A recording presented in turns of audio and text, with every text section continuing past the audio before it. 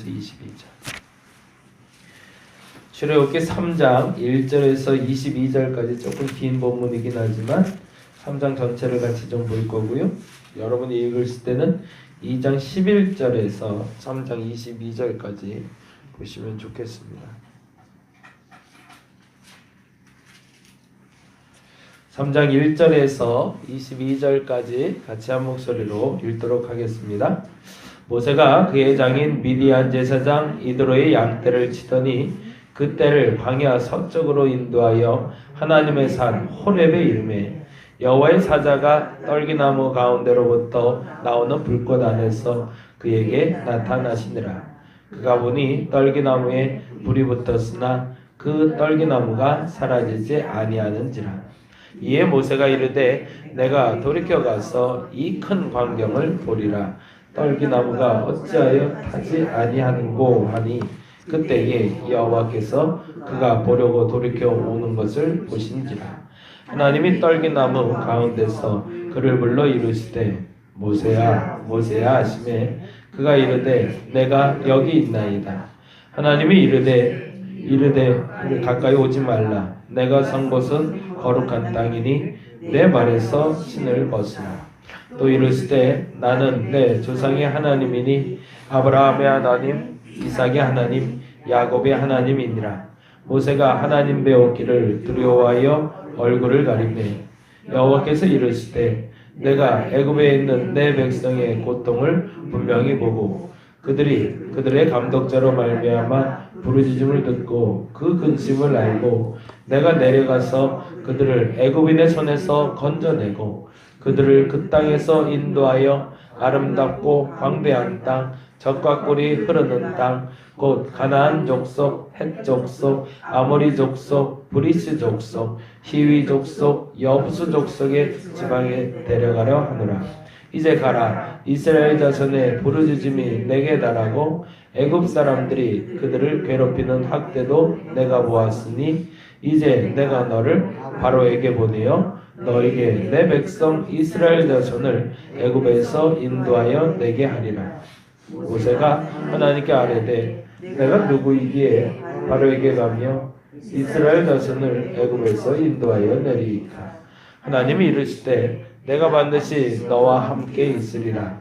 내가 그 백성을 애굽에서 인도하여 낸 후에 너희가 이 산에서 하나님을 섬기리니 이것이 내가 너를 보낸 증거니라. 모세가 하나님께 아뢰되 내가 이스라엘 자손에게 가서 이르기를 너희의 조상 하나님이 나를 너희에게 보내셨다 하면 그들이 내게 묻기를 그 이름이 무엇이냐 하리니 내가 무엇이라고 그들에게 말하리이까. 하나님이 모세에게 이르시되 나는 스스로 있는 자니라. 또 이르시되 너는 이스라엘 자손에게 이같이 이르기를 스스로 있는 자가 나를 너희에게 보내셨다 하라. 하나님이 또 모세에게 이르시되 너는 이스라엘 자손에게 이같이 이르기를 너희 조상의 하나님 여호와 곧 아브라함의 하나님 이삭의 하나님 야곱의 하나님께서 나를 너희에게 보내셨다 하라. 이는 나의 영원한 이름이요 대대로 기억할 나의 칭언이라. 너는 가서 이스라엘 장로들을 모으고 그들에게 이르기를 여호와 너희 조상의 하나님 곧 아브라함과 이삭과 야곱의 하나님이 내게 나타나 이르시되 내가 너희를 돌보아 너희가 애굽에서 당한 일을 확실히 보았노라. 내가 말하였거니와 내가 너희를 애굽의 고난 중에 인도하여 내어 젖과 꿀이 흐르는 땅 곧 헷 족속, 아모리 족속, 브리스 족속, 히위 족속, 여부수 족속의 땅에 올라가게 하리라 하셨다 하면 그들이 내 말을 들으리니 너는 그들의 장로들과 함께 애굽 왕에게 이르기를 히브리 사람의 하나님 여호와께서 우리에게 임하셨은즉 우리가 우리 하나님 여호와께 제사를 드리려 하오니 사흘 길쯤 광야로 가도록 허락하소서 하라. 내가 아노니 강한 손으로 치기 전에는 애굽 왕이 너희가 가도록 허락하지 아니하다가 내가 내 손을 들어 애굽 중에 여러 가지 이적으로 그 나라를 친 후에야 그가 너희를 보내리라. 내가 애굽 사람이 이 백성에게 은혜를 입히게 할지라. 너희가 나갈 때에 빈손으로 가지 아니하리니 여인들은 모두 그 이웃 사람과 및 자기 집에 거류하는 여인에게는 폐물과 금폐물과 의복을 구하여 너희의 자녀를 꾸미라. 너희는 애굽 사람들의 물품을 취하리라. 아멘. 3장을 읽다 보면 하나님과 모세의 대화라고 보기보다는 굉장히 일방적인 대화를 듣게 돼요. 모세에 대한 철저한 신뢰 때문에 시작된 단어인지 몰라도 모세의 입장은 전혀 고려하지 않은 얘기를 듣게 됩니다. 근데 거꾸로 말하자면 우리가 하나님께 선택받을 때의 모습도 동일하다는 거죠. 이것이 만일에 거꾸로 됐다면 우리는 오히려 더 이해하기가 좋습니다. 그게 무슨 말이냐면 우리는 통상 그렇게 생각해요. 내가 다 준비가 됐고 그 지경에 대해서도 다 파악을 했고 이제 하나님 말한 대로 보자면 내가 먼저 그 땅을 다 정탐하고 왔다는 얘기잖아요. 여기 말하는 대로 적각 꾸리는 땅, 가나안 족속, 헷 족속, 아모리 족속, 브리스 족속, 히위 족속, 여부스 족속의 지방에 이미 갔다 오셨다는 얘기잖아요. 이미 가서 다 정탐해 봤는데 들어갈 준비 다 됐다. 그리고 애굽 땅에 가봤는데 애굽도 이미 죄가 가득 찼고 이제는 나와야 될 때가 됐고 그 고통도 가득 찼으니 나올 때가 됐다. 그리고 너도 이제 준비됐으니 가라 라는 게 하나님의 말인데 사실은 그거는 우리의 표현인 거죠. 내가 앞으로 갈 땅도 다 보고 왔고요. 과거에 내가 있었던 땅도 어떤 땅인지 이제 충분히 알았으니 이제 내가 다 준비됐으니 하나님 나를 사용하옵소서. 이렇게 말하고 우리는 쓰임 받아야 된다고 착각하는데 그게 아니라는 거죠. 거꾸로 모세는 오히려 애굽에서 태어나 자랐던 그 시간마저 다 잃어버린 때 그리고 이제는 애굽의 왕자도 아니고 갈대 상자를 타고 나왔던 어린아이도 아니고 이제 한 목동으로서 양을 치고 있다라는 그 정체성 자체가 나는 민족의 지도자도 아니고 그리고 한 아이에게 아버지이며 한 부인의 남편 그리고 장인어른이 있는 그냥 조그마한 한 마을의 목자라고 여겨주는 그때에 하나님이 뜬금없이 찾아오셨기 때문에 이 3장 자체가 너무 황당하고 너무 당황스러운 대화로 오가고 있는 거죠. 저와 여러분의 택함에 대한 기준이 한번 확 바뀔 수 있기를 간절히 바랍니다. 하나님 여러분 택하셨습니다. 근데 그걸 어떻게 할까? 뭐가 준비가 돼서 완벽하게 내가 준비했기 때문에 그게 아니라는 거죠. 어느 시점에 하나님 준비해 놓고 들어 쓰신다는 겁니다. 근데 그때 나는 뭐 하면 되냐면 말 그대로 아멘 하면 되는 거죠. 근데 모세 입장에서는 이게 잘 안 되는 거죠. 아무리 생각해도 이해가 안 되는 상황 속에서 하나님이 모든 것을 준비했다고. 그래서 3장을 다시 한번 시간 되실 때 한번 쭉 읽어보시면요. 하나님이 얼마나 흥분되어 있는지를 보게 돼요. 얼마나 좋으신가 몰라요. 이제 다 된 거예요. 다. 네네네. 하나님 보시기엔 너무 행복하신 거예요.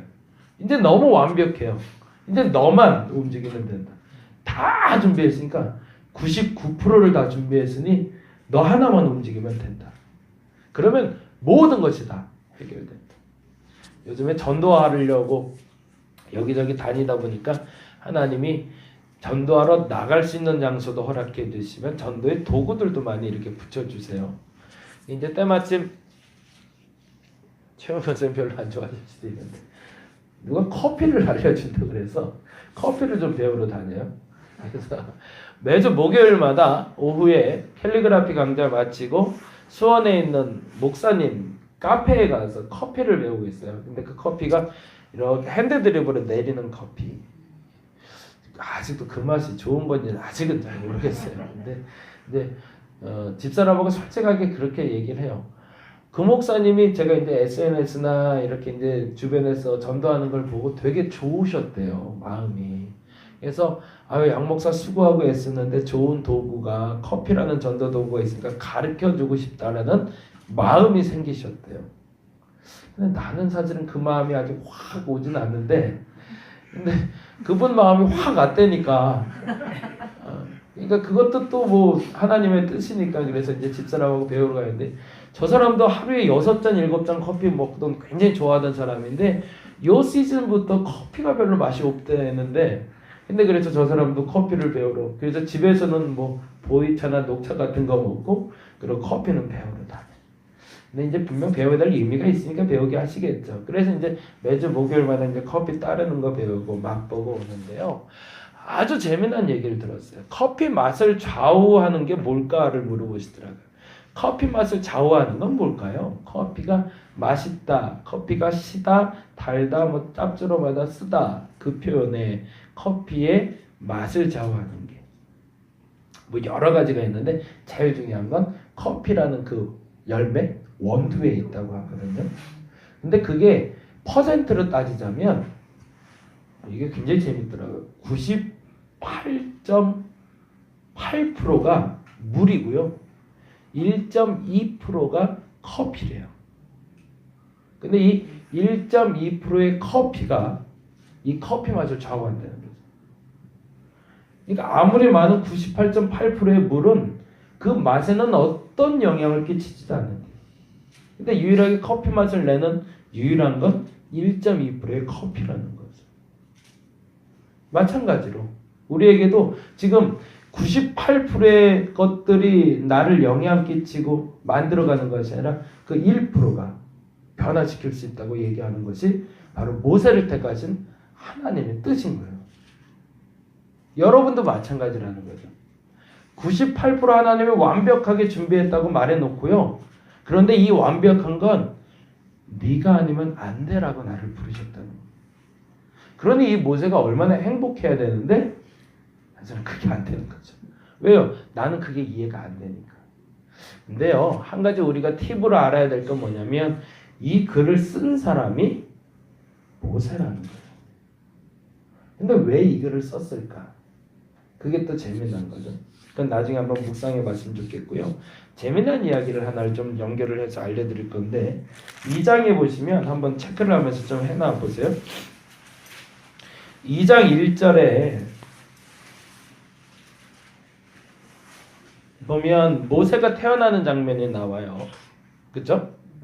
그러면서 2장 2절에 어제 이제 살펴봤어야 되는데 못 봤는데요. 한번 읽어볼까요? 2장 2절 같이 읽어보겠습니다. 그 여자가 임신하여 아들을 낳으니 그가 잘생긴 것을 봤대요. 이 잘생겼다는 시브리어 단어는 토브라는 단어를 씁니다. 이 토브라는 단어가 어디에 나오는 단어냐면 창세기 1장 4절에 나오는 단어. 무슨 단어냐면 하나님이 보시기에 좋았더라라는 단어. 그리고 또 하나 재미있는 게 나오는데 2장 3절에 보니까 같이 한번 읽어볼게요. 더 숨길 수 없게 되매 그를 위하여 갈대 상자를 가져다가 역청과 나무 진을 칠하고 아기를 거기 담아 나일 강가 갈대에 두고 해서 상자에 동그라미를 좀 하시고요. 이 상자라는 단어는 히브리어로 테바라는 단어를 써요. 이게 모세의 굉장히 재미난 어법을 보게 돼서 그래요. 이 테바라는 단어가 유일하게 한 군데 더 쓰이는데 어디에 쓰이냐면 노아의 방주할 때 그 방주를 다 말할 때 테바라는 단어를 씁니다. 그리고 또 재미난 단어가 나오는데 갈대 상자를 가져다가 역청과 나무 진을 칠하고라고 되어 있잖아요. 그 역청에 동그라미를 하시고요. 요 역청은 바벨탑을 만들 때 썼던 재료입니다.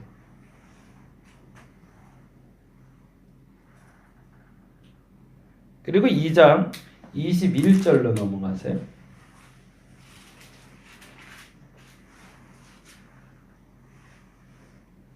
21절에 모세가 그와 동거하기를 기뻐하매라고 해서 기뻐라는 단어가 나오잖아요. 이 기뻐라는 단어의 어원은 시작하다라는 뜻을 갖고 있습니다. 그리고 22절에 나드네라는 단어가 나와요. 22절에 그가 아들을 낳음에 모세가 그의 이름을 게르솜이라 하여 이르되 내가 타국에서 나그네 되었다고. 나그네에 동그라미 있어요. 모세는 자기의 인생을 이야기하면서 2장 전체를 통해서 창세기 전체를 훑어내려가고 있는 거예요. 이거 모세 스스로가 이 창세기의 역사 속에 이 모든 사건들은 이 세상을 만드는 사건이기도 했지만 한 사람을 만들어가는 사건과 동일하다는 걸 깨달은 거죠. 그리고 그 단어를 가지고 이스라엘 백성들에게 무엇을 말하고 싶었냐면 이 모든 움직임은 뭐로부터 시작된 것이다? 하나님으로부터 시작됐다. 그거를 자기의 시작을 이야기하는 동시에 이스라엘 백성들에게 선포하고 있는 겁니다. 그러니까 우리는 단지 한국말로 되어 있으니까 그냥 갈대상자에 띄어서 떠내려온 모세라고 읽고 있지만 이스라엘 백성들이 들을 때는 어떻게 들리는 거예요?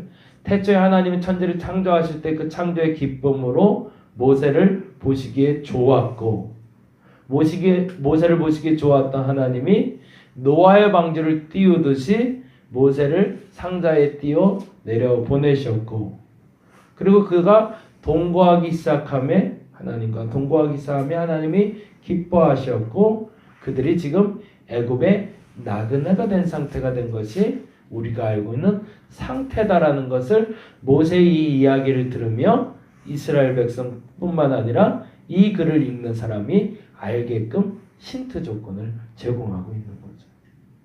그리고 나서 이야기하는 겁니다. 내 의지로가 아니라 99%는 하나님이 준비하시고 너는 순종만 하면 된다. 그러면 어떤 일이 벌어진다? 하나님의 구원의 역사가 시작된다. 그 이야기를 하기 위해서 빗대서 자신의 생애와 맞닿은 이야기를 통해서 하나님의 믿음의 선포를 하고 있는 겁니다.